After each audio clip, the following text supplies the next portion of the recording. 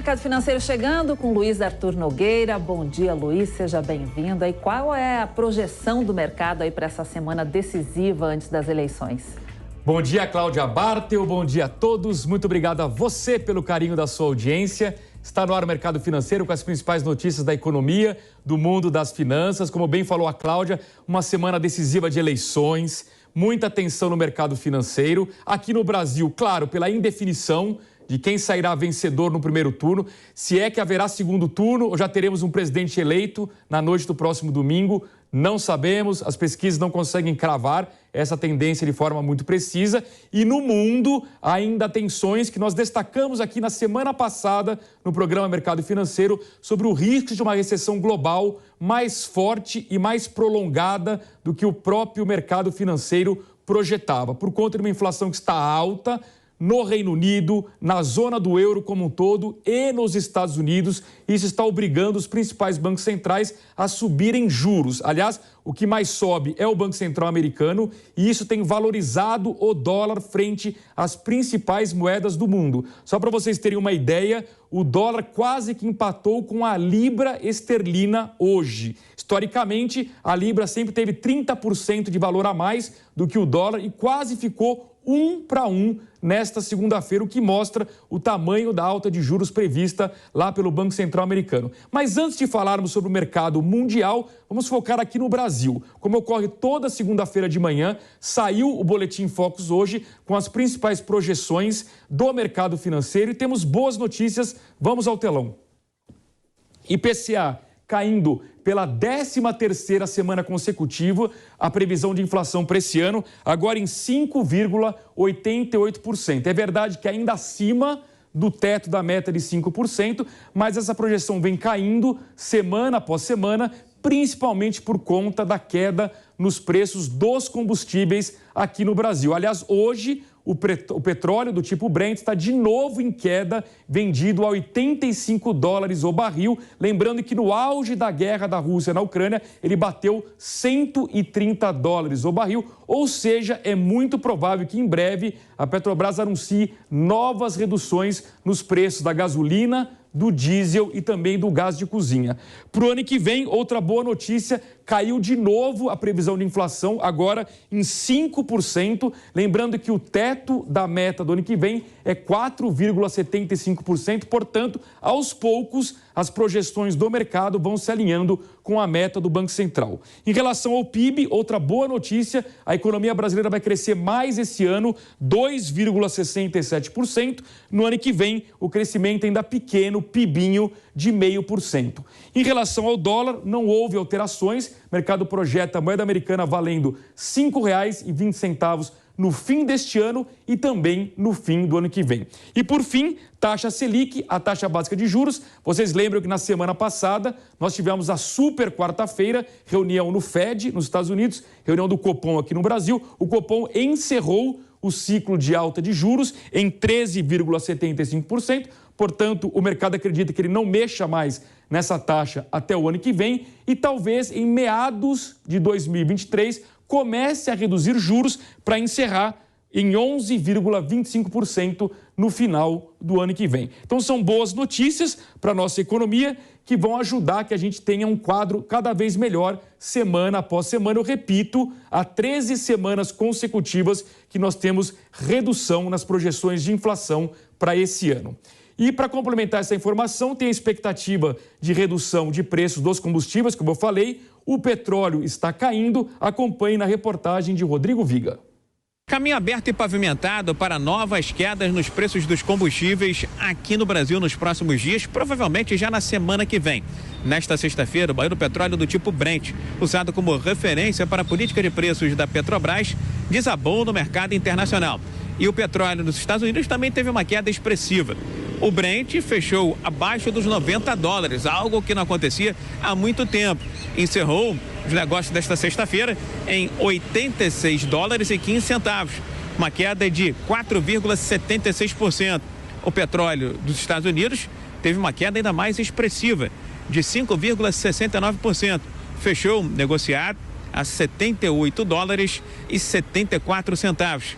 Embora a guerra entre russos e ucranianos gere instabilidade e incertezas globais, o que está prevalecendo no momento, segundo o diretor do Centro Brasileiro de Infraestrutura, Adriano Pires, é a perspectiva de recessão dos países do hemisfério norte agora no segundo semestre, com menor crescimento ou recessão, há uma queda na demanda por derivados de petróleo e demais produtos, e aí prevalece a lei da oferta e da procura. Apesar do presidente Putin ter ameaçado o uso de armas nucleares e convocar reservistas, a trajetória do preço do barril do petróleo continua em queda.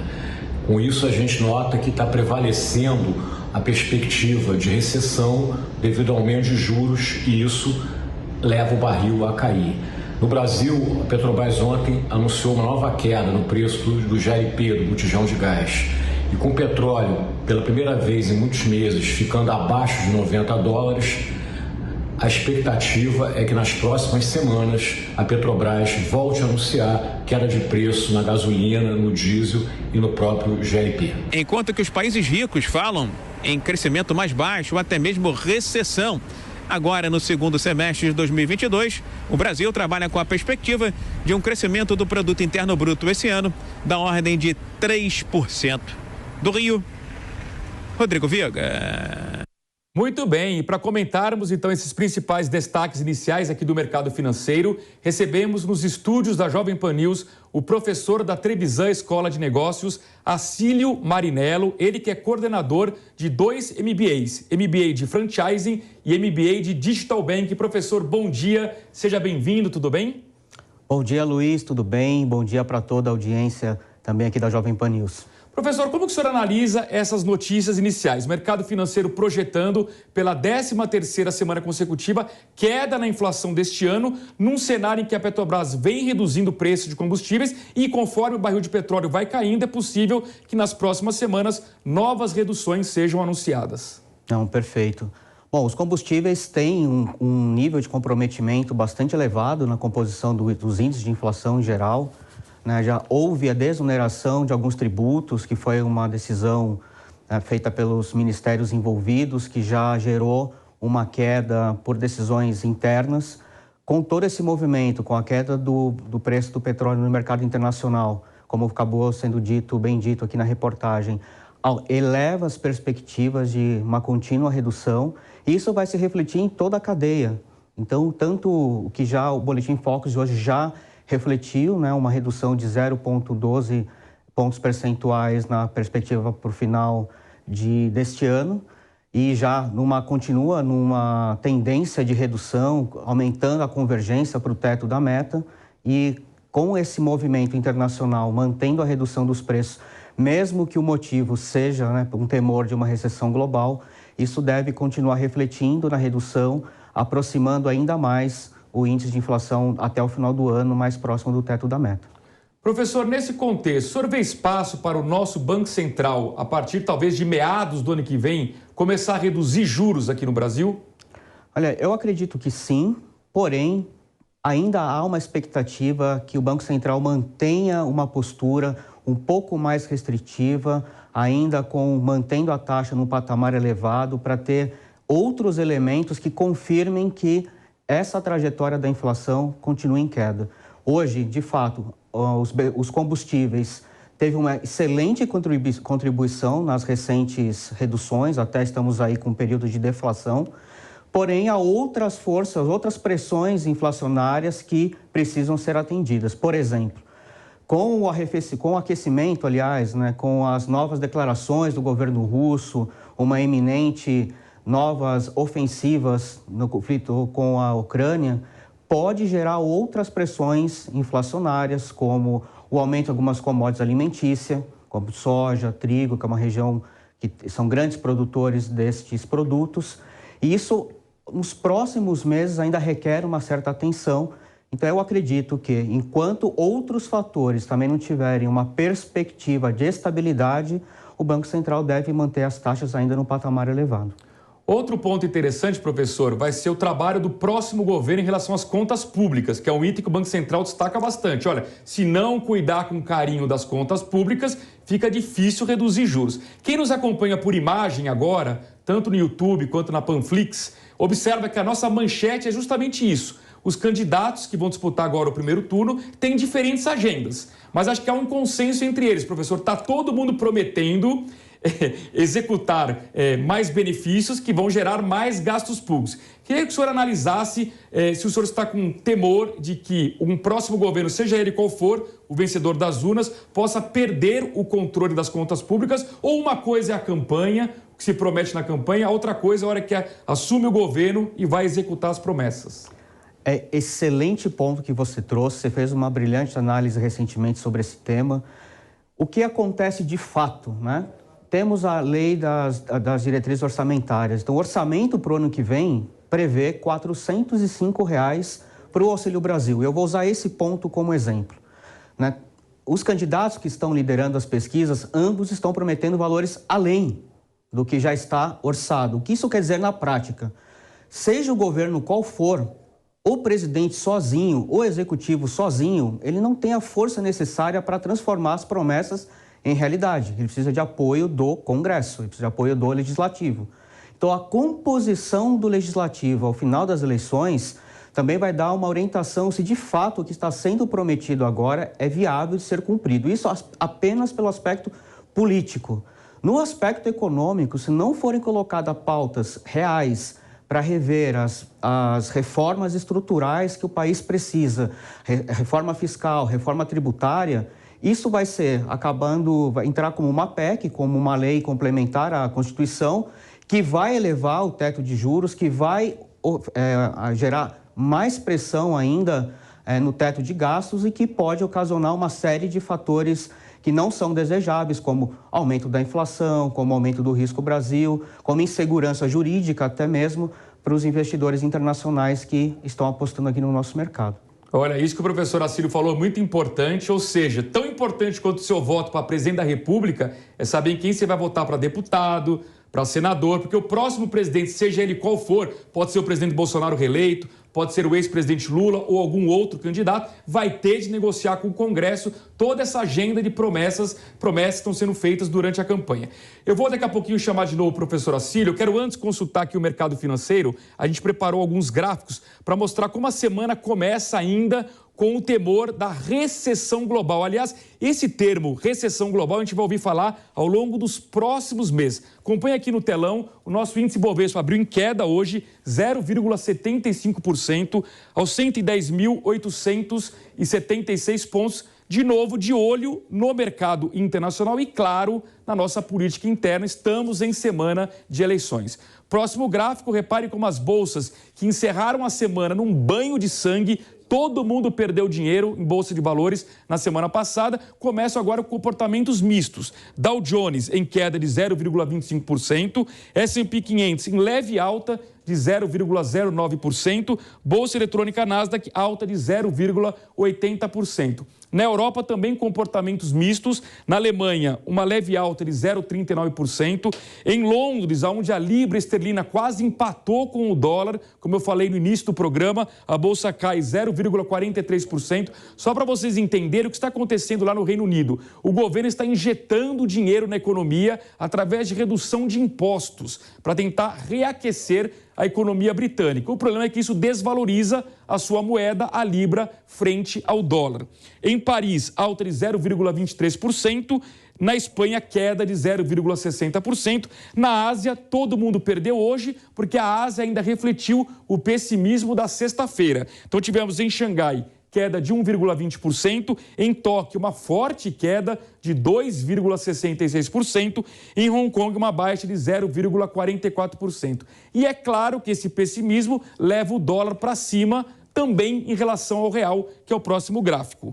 Nós temos o dólar subindo 1,25%, R$ 5,33, o euro em alta de 0,86%, 5,14. Reparem como o dólar se distanciou do euro, 5,33 contra 5,14. Então o dólar valendo bem mais do que o euro aqui no Brasil e no mundo inteiro. E o Bitcoin recuperando as perdas, 1,93%, mas ainda abaixo dos 20 mil dólares, hoje vendido a 19.172 dólares. Então aproveito para chamar de volta o professor Acílio Marinello, ele que é professor da Trevisan Escola de Negócios. Professor, como é que você vê essa tensão no mercado financeiro, esse risco de fato de recessão global e até que ponto essa recessão pode ajudar o crescimento do Brasil no ano que vem? Bem, de fato, eu até me surpreendi hoje com o Boletim Focus. Eu já esperava uma expectativa do mercado, já uma mexida no câmbio para cima, se manteve nos 5,20, como foi publicado na semana anterior. Alguns especialistas já apostam que o dólar deve encerrar o ano na casa de 5,50 ou até 5,60. Então, é uma aceleração interessante no período tão curto de tempo. E pensando em todo esse contexto global, esse modelo de recessão, o que acontece é que, uma vez que o governo americano já deixou bem claro que vai manter uma postura bastante austera no combate à inflação, inclusive com a possibilidade real de continuar elevando os juros, né, para os juros básicos da economia americana. Isso gera uma transferência de fluxo de recursos, né, para um país que tem um risco menor, já tem uma credibilidade menor, elevando ainda mais a pressão com o nosso câmbio.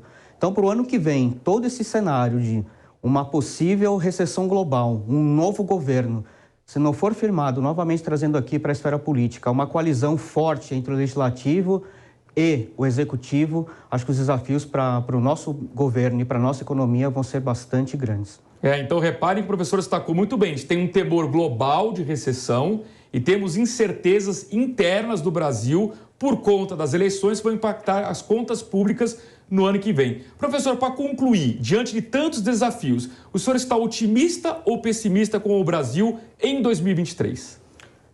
Eu estou bastante otimista e vou destacar aqui dois principais pontos, né? Apesar de todo esse desafio global que tem se desenhado, o Brasil vem se desenhando em algumas áreas com muita força, com muita pujança. A gente acabou de iniciar, por exemplo, o ciclo de plantio da soja.